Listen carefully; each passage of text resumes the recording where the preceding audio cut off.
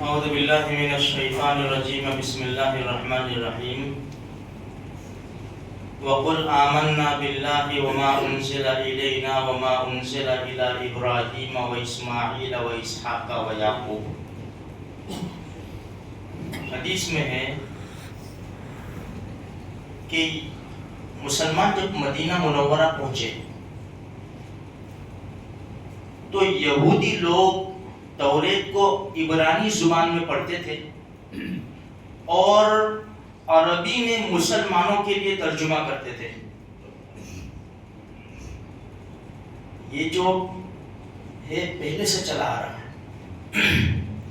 نبی کریم صلی اللہ علیہ وسلم کو پتہ چلا تو اللہ کے رسول صلی اللہ علیہ وسلم نے ارشاد فرمایا لا تصدقوا اہل الکتاب ولا تکذبوہم او کما قال، کہ تم اہل کتاب یعنی یہودی اس زمانے کے، تم اہل کتاب کی تصدیق بھی مت کرو، تکذیب بھی مت کرو، سچ بھی نہ مانو، جھوٹ بھی نہ مانو۔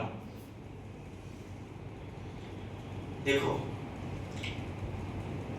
جو پہلے یہودی تھے، جو ان کے اوپر کتاب جیسے موسیٰ علیہ السلام کے اوپر توریت، داؤد علیہ السلام کے اوپر زبور، عیسیٰ علیہ السلام کے اوپر انجیل، دوسرے رسولوں کے اوپر صحیفے نازل ہوئے۔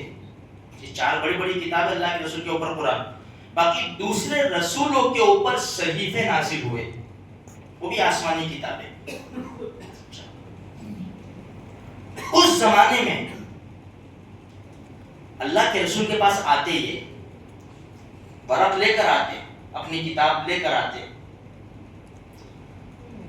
اللہ کے رسول سے بحث کرتے کہ بھئی یہ حکم یہ حکم یہ حکم، ہمارے نبی فرماتے لاؤ پڑھو، تو ہاتھ رکھ دیتے۔ حدیث میں ہے جو ان کے مقصد کا ہوتا نا، چھپانے کا ہوتا تو ہاتھ رکھ دیتے اور آگے پیچھے پڑھتے۔ اب یہ تو اللہ کے نبی ہے جن کے اوپر وحی اترتی ہے،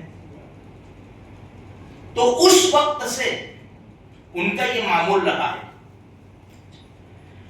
اس کے بعد تو انہوں نے ساری کتابیں بالکل بدل ڈالی۔ یہ سلسلہ تو اسی وقت سے چلا ہوا آ رہا ہے، لیکن آج سارا رد و بدل کر دیا انہوں نے۔ اس لیے بعض نوجوانوں کے ذہن میں یہ آتا ہے کہ یہ اہل کتاب وہی اہل کتاب ہے، یہ اب اہل کتاب نہیں ہے، یہ اب یہ یہود و نصارہ اپنے اصل مذہب کے اوپر ہے نہیں۔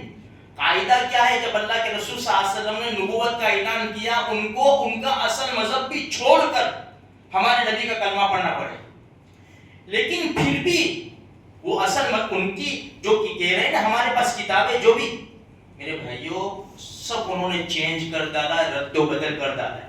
مختصر یہ کہ اللہ کے رسول کے زمانے میں جو یہودیوں کے حکم تھے نا، جیسے ذبیحہ حلال، کچھ پہلے شروع میں، اور ان کی عورتوں سے نکاح جائز، اس طرح کے کچھ احکام تھے، تو آج 1400 سال گزر گئے۔ 1400 سال جب اللہ کے رسول کے زمانے میں یہ اتنی نالائقی کرتے تھے، اتنا رد و بدل کر، آج 1400 سال بعد کیا ہو گیا ہوگا؟ اس لیے میرے بھائیوں دیکھو، ہم تو شہر میں رہتے اور علم کسی ہر ایک کے پاس کچھ نہ کچھ علم ہے، قرآن پڑھتے، مسجدوں میں آتے، نمازیں پڑھتے ہیں، حدیثیں سنتے، سب کچھ۔ جو گاؤں ہیں جہاں نہ مسجد ہے نہ مدرسے ہے، ہم کیا سمجھتے؟ ان کی جو کتابیں ہیں، چاہے غیر مسلم ہو، یہود و نصارہ ہو، کچھ بھی ہو، ان کے جو صحیح جو بھی لٹریچر جو کچھ بھی ہے وہ لوگوں میں تقسیم کرتے ہیں ان کی زبانوں میں۔ یہ سمجھتے کہ بھئی یہ گاؤں والے یہ زبان جانتے ہیں، تو اس زبان میں یہ ٹرانسلیشن کر کے ان میں تقسیم کرتے ہیں۔ کیوں؟ تاکہ وہ ان کے مذہب کے قریب آئے۔ اس لیے میرے بھائیوں آمنا باللہ وما انزل الینا، ہم تو اس کتاب پر ایمان لائے جو محمد رسول اللہ صلی اللہ علیہ وسلم کے اوپر نازل ہوئی ہے، یعنی اللہ کا قرآن اور اللہ کے رسول صلی اللہ علیہ وسلم کی حدیث۔ دیکھو اس لیے یہ سوشل میڈیا اچھا بھی ہے لیکن زیادہ خراب ہے۔ فون ہی فون ہی ہم جیسے نالائقوں کے لیے بہت کم فائدے مند ہے، لیکن نقصان ہمارا بہت زیادہ ہے، اس لیے کہ ہماری زندگی کا بہت زیادہ وقت کھا رہا ہے، اور ہم بجائے قرآن پڑھنے کے، بجائے حدیث سے کچھ دیکھنے کے، ہم سوشل میڈیا کے اوپر تلاش کرتے رہتے ہیں، اور ایسے لٹریچر آتے ہیں اور ایسے پیپر آتے ہیں اور کیا کیا لکھا ہوا ہوتا ہے، بس حضرت علی، حضرت حسین ابن علی، تو ہم جوش میں آ جاتے ہیں۔ میرے بھائیوں، یہ سب دشمنوں کی چال ہے ہمیں ایمان سے ہٹانے کی، اس لیے مہربانی فرما کر یہ اللہ کے قرآن کو سینے سے لگاؤ۔ میرے بھائیوں، تھوڑا تھوڑا قرآن پڑھو، اللہ کا قرآن پڑھو، تاکہ اس قرآن کی برکت سے ہمارا ایمان محفوظ رہے۔ کوشش کرو میرے بھائیوں، زندگی تو نکلتی چلی جا رہی ہے، کریں گے تو ہوگا، نہیں کریں گے تو ایسے ہی مر کے چلے جائیں گے ہم لوگ۔ محبت تو کم سے کم آئے گی اللہ کے قرآن کی۔ مسجد میں آیا کرو، خدا کے دربار میں آؤ، جماعت کے ساتھ نماز پڑھو، اللہ کے گھر سے محبت کرو میرے بھائی۔ جب آئیں گے سنتیں بھی پڑھیں گے، رسول کے طریقوں پر چلو، ان سے بھی محبت آئے گی۔ جن کے طریقے پر انسان چلتا ہے اس سے محبت آتی ہے، اور جس سے محبت کرتا ہے اس کے طریقے پر چلتا ہے۔